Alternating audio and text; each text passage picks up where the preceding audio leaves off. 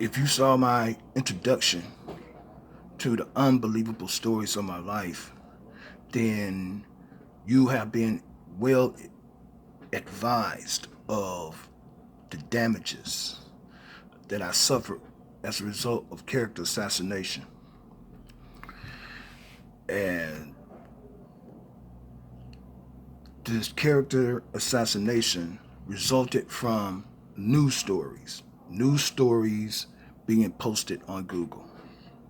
Okay, when you see that title, the headline of the story, which is in all big letters with your name and with your face, your photo underneath the large writing, already right there, condemned in the court of public opinion.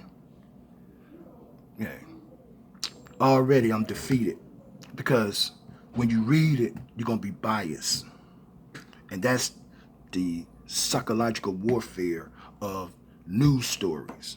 So now, what I'm going to do is cover the story.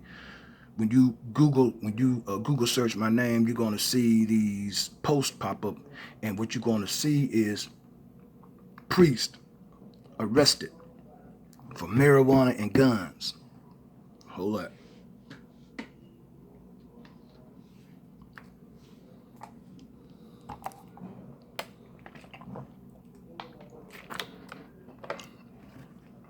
So what I'm going to do is present my case before social media's court of public opinion. This is what occurred on May the 6th, after me and James Utsey and Anthony Williams was riding around looking for property. They wanted some property, you know what I'm saying? So they wanted a house to live in. So I did a title search on the property, discovered fraud, okay? So I called the Lorain County government building downtown Elyria. I called to inform the clerk that I was going to come down at the tax assessors. I was going to come down and I want to know how much it costs to record an affidavit for adverse possession. So the guy I was talking on the phone, he was a white male. He acted as if he didn't even know what I was talking about. So what I did, I had actually informed him and advised him of the Ohio Revised Code, and this law is passed by the Ohio legislature. So I know it's an unpopular law with the sheriff, the police, the banking system, as well as the county and city governments. It's a very unpopular law and they don't like it. So, you know, he actually was depriving me of my rights of due process to have this document recorded. And so the homeowner, I could challenge the homeowner for actually challenge the homeowner to prove whether or not they own the property, which is the bank, which I know they do not. So after me and him, was talking, and you always have to remain calm when you're talking to white people. You have to remain calm and everything, and because I'm in control. I have the power. I have the law. I have the authority that backs me to call you to inform you of my exercise of my constitutional rights, mainly my civil rights, if anything. You know what I'm saying? So, um, he told me to bring it on down. Finally, after we were talked around it, he told me to bring it on down, and I told him I'd be there tomorrow to bring it down to him so we can I want it recorded and how much it's going to cost me. He said it's going to cost $10 for the first page and $1 per page. I said, thank you, sir. I'll be down there tomorrow. Okay, now, that was May the 6th, 2012. May the 7th, 2012, while we was at James Utsy's apartment, me, him, and Anthony Williams girlfriend, Stephanie, we heard a knock at the door. That's the knock. Hear it?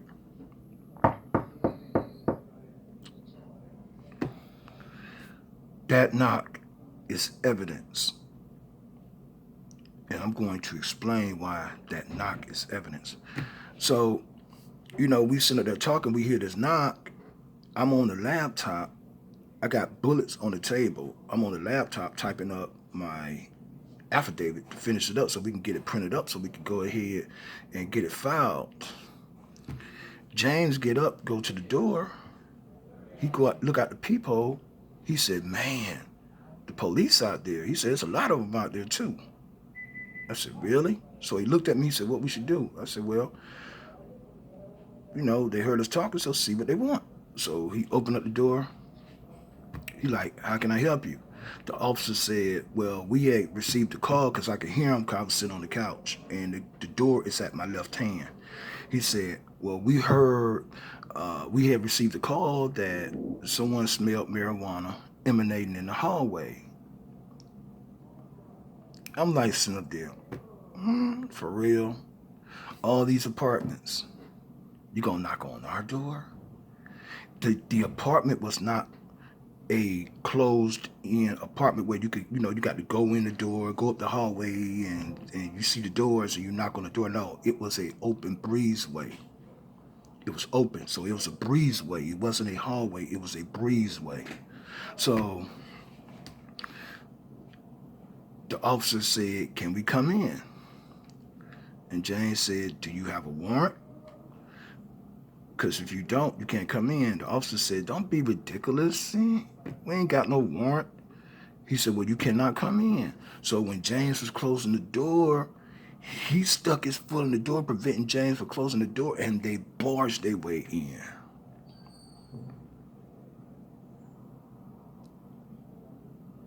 They barged their way in without a proper Fourth Amendment warrant.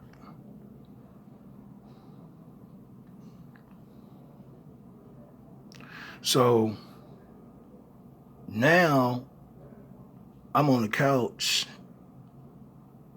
and would you think that I would be startled or anything? No, I wasn't. I mean, I was still typing, man. I'm like, they a joke. So when they came in, the first person they was looking at when they all came in was me. Yeah, I had the bullets on the table, but their eyes wasn't on the bullet on the table. Their eyes was on me. So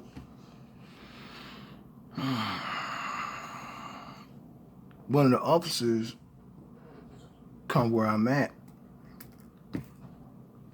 I'm still sitting on the sofa typing as if he's not even there. He wanted to have a conversation. I didn't say a word. What am I talking to them for? Because already you have committed a felony. It's an unlawful trespass. But what made this trespass special? It was armed trespass because you had a weapon. You wasn't given consent or authorization or permission to enter the premises. That is an unlawful armed trespass, which is a felony.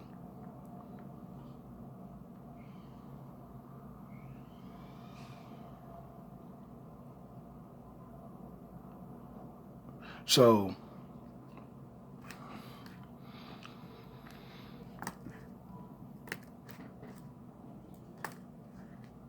they did not follow protocol. The protocol, which is their procedure upon entry, is wherever a person is standing, they have to remain still. They cannot move. They have to conduct a pat-down search of that person for weapons only. That's it. That's the purpose of a search anyway, for weapons only, not for what you have in your pockets. It's only a pat-down search for the purpose to secure the premises and to actually secure their safety, to conduct their investigations or to conduct their arrest or conduct a search. They did not follow that protocol. That is a standard practice for them to perform and execute. And they did not. So while they commandeered the apartment and they all stand around looking for something to find that they could use against us, yeah, even though the bullets was on the table, they couldn't use that against us. There is no crime to have bullets. And first of all, you don't have a warrant, so therefore you didn't have probable cause to enter this premises in the first place.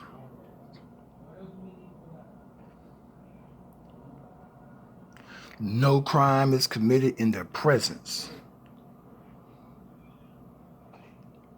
No crime was about to be committed in their presence. So what I'm saying is there was no city ordinance violation or county code violation that led to a state law violation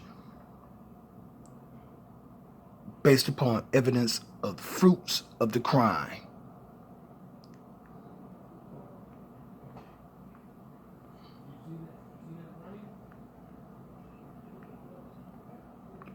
So that's a violation of the Ku Klux Klan Act of 1871. And I said it, the Ku Klux Klan Act of 1871. And I'm going to break all this down. But right now, I'm telling you the story.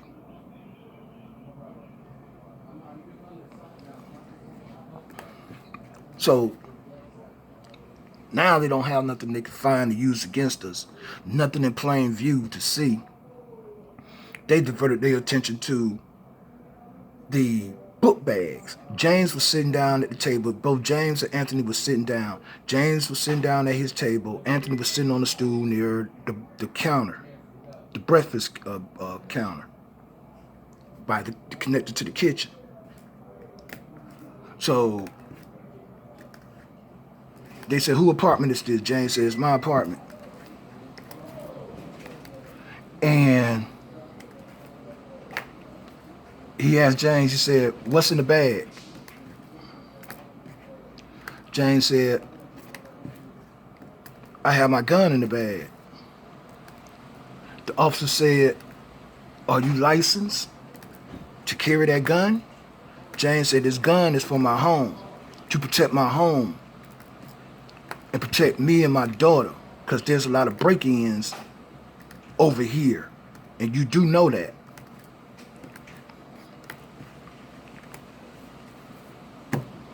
You are allowed to have a gun in your home, regardless whether you're a felon or not. You're allowed to bear arms to protect your home.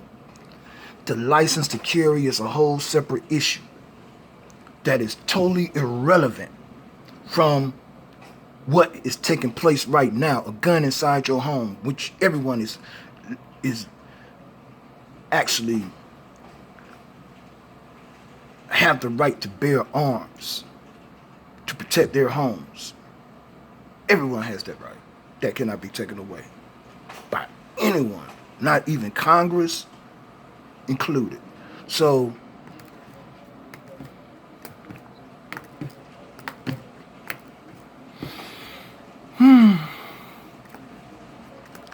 they diverted their attention to Anthony Williams. there was a gun box on the counter. They asked Anthony, is there anything in the bag? This fool said no.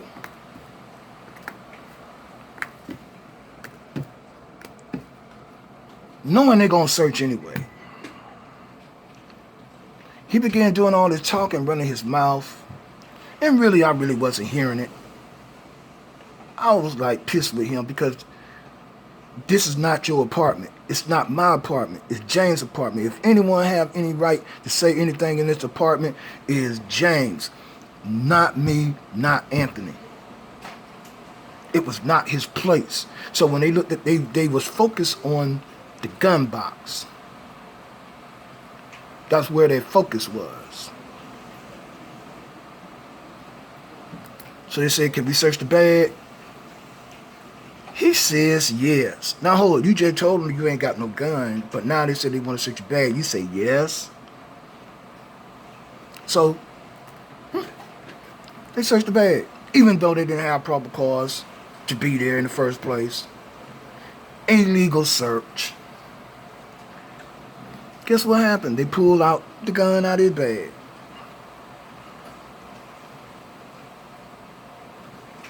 They got his other information, birthday, address, and all the such,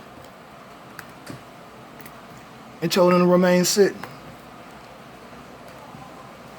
What's so crazy is that wasn't even his gun. That was his girlfriend's gun, Stephanie.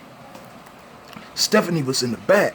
So one of the officers was getting ready to head towards the back, to the bedrooms, and James told him, no, you can't go back there. The officer turned back around and came back to the living room. Now, if the search was legal, if you had a warrant, you could go all over the house and look. So you couldn't go back there in the bedrooms, and Stephanie was in the back. They didn't even know that we had somebody there. And that's the purpose for law enforcement, to conduct a pat-down search, secure their areas, and make sure the premises is secure for their safety. Because somebody could come out the back and go busting their guns, and then guess what? If something go crazy, then they gonna lie because they ain't had no business being there. So what they gonna do? They gonna put some stories together and test the lie on the stand after being coached by prosecution on what to say, how to say it. They do it all the time. So the officer looked my direction and they say, what's your name? I said, you know my name. He said, yo, you come over here. So I came over there. He didn't even respond back when I said, he said, what's your birthday and what's your address? See what I did? I played psychology with this fool. So he confirmed that he already knew who I was. That's why when they came in, they looked me dead in my face. They didn't even see the bullets. They weren't even paying attention to the bullets. They were looking at me. So they said, what's your birthday and what's your address? I identified myself. And I asked him the key question. I said, sir, am I under arrest? He said, no. I said, well, what I'm going to do is get up and get back over there and finish doing what I was doing. So when I went to rise up to make my move, he said, sit back down. I said, what am I being detained for? Am I being detained? And if so, I don't have to answer you, period. I can invoke the Fifth Amendment, the Miranda warning, the Miranda notice.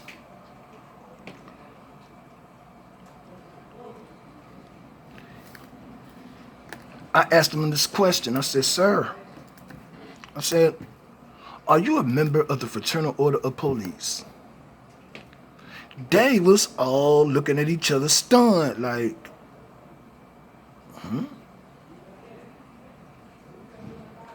So the young officer was bagging up even further, shaking his head like, man, So he said, yeah, I'm a member of the Fraternal Order of Police. And I said, I understand your intent now, sir. So an officer came in the apartment and said, Lemroyal James, right? I said, yeah. He said, have you ever lived in Akron, Ohio? I said, yeah, that's where I'm from. I was born in Akron. That's where I'm from. I'm partly raised in Akron. Why? He said, you have an arrest warrant. I said, really? I got an arrest warrant. He said, yeah. I said, oh, that's very interesting. I said, you come in here, no probable cause. You tell us that you smell marijuana coming from the hallways, that somebody called you and said they smell marijuana coming from the hallway. I said, but you picked our door out of all the doors in the hallway. Okay. So there's no crime committed in your presence or was about to be committed in your presence. So that means that if there's no crime committed in your presence, the court has no jurisdiction, the court has no venue. Why are you here? I said, do what you do. Put the handcuffs on me and take me up out of here. I'm ready to go. So they took me and Anthony and arrested us and took us to the car. Now, they took me to the police station, me and Anthony, and after they booked us there at the police station, they transported us over to Lorain County Jail.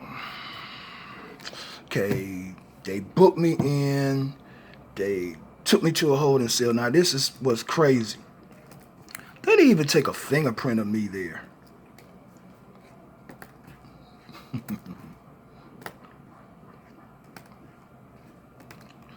They took me to the holding cell.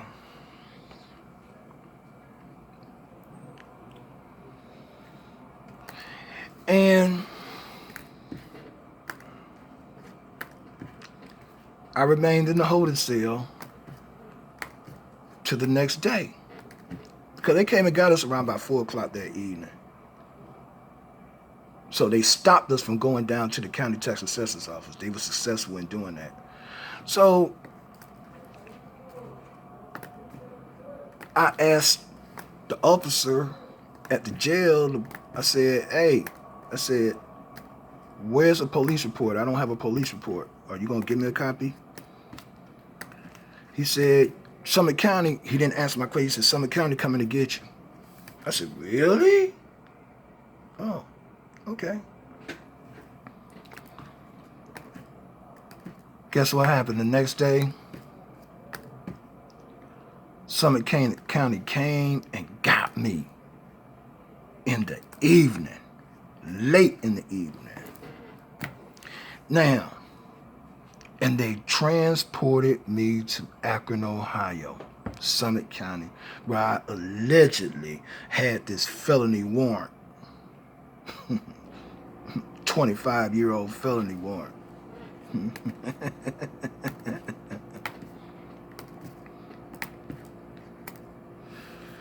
Now, this is the problem we're going to have, people, with this story right here. Like I said,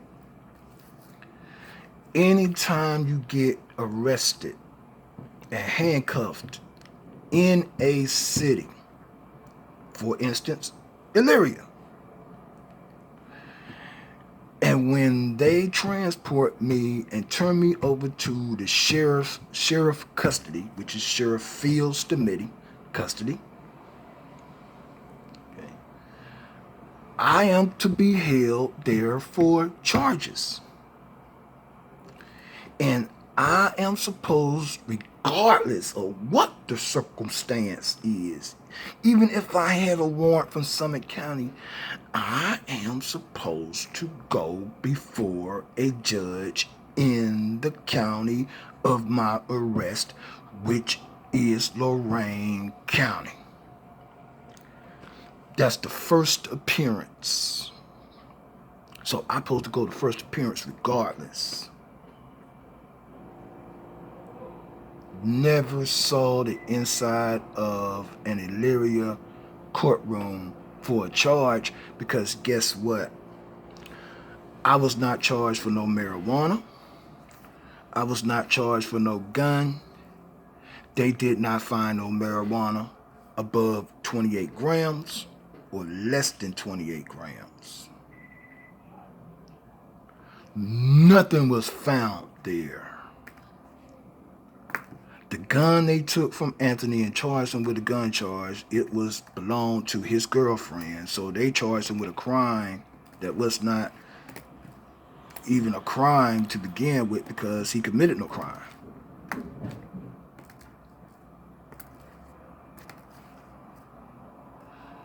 So now you read this story, what you gonna find in the story?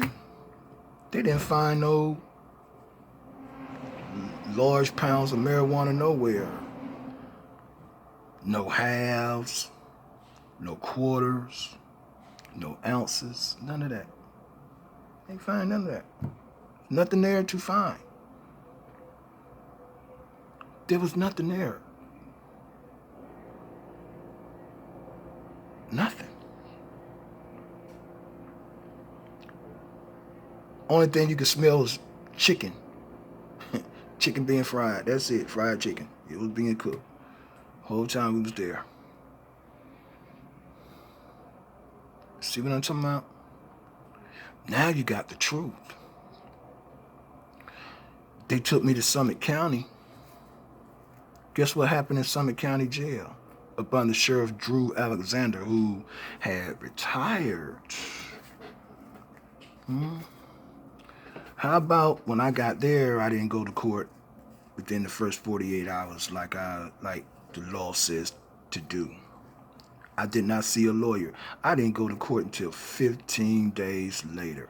And I filed a writ of habeas corpus. They sent it back to me because they didn't want to file it.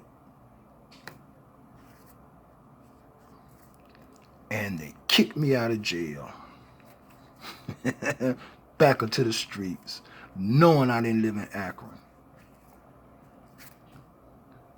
Good thing I had cousins there, though. See? The court has no jurisdiction anyways, because this so-called alleged felony warrant that they had is a bogus warrant. An incident took place 20 years ago, in early 93 in Akron. They wanted me gone from Akron, and I'm going to explain that to you. But now I'm closing the book on part 1.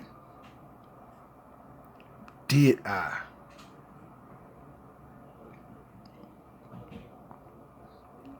Get arrested for marijuana and guns?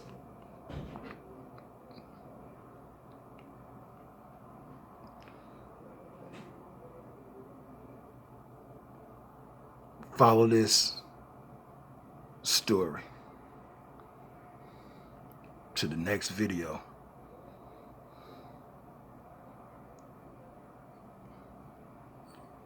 Part 2. My return back to Elyria.